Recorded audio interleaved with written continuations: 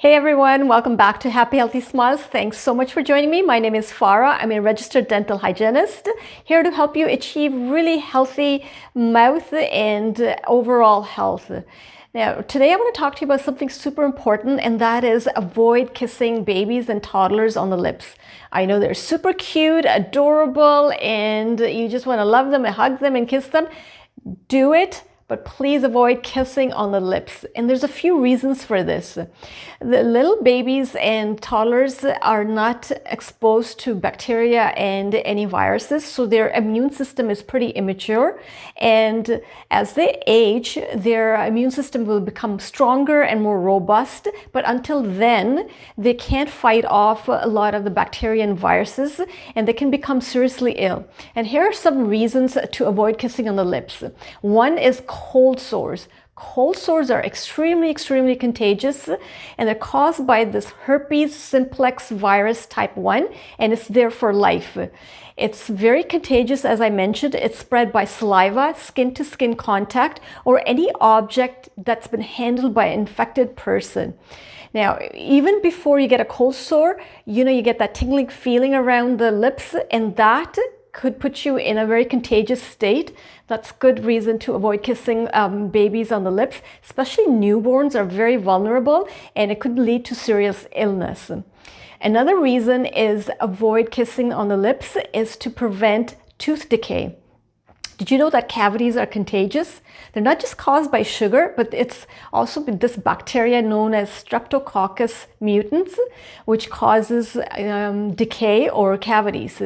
Especially if you have cavities or starting cavities, you're more prone to spread that bacteria to the child, and the child becomes at a higher risk of eventually having cavities. And research has shown this. Also, if you have gum disease, if your gums are bleeding or inflamed, same thing. You can pass on that bacteria to the child. So please avoid kissing on the lips. A third reason is it's winter. So that means there's a lot of flus and colds going around, a lot of bacteria, viruses. You might not be symptomatic, but you could still pass on some bacteria that might be in your system. So that's a good reason to avoid. So I'm not saying keep the kids in bubbles, but just to be preventative and avoid bacteria that can cause problems later on. And there's a few things you could do.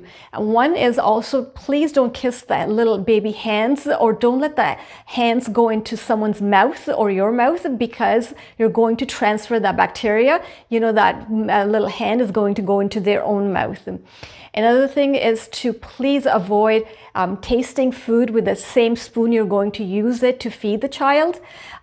Don't share food, don't share drinks, and definitely don't blow on the food to cool it down, because again, you're spreading your bacteria.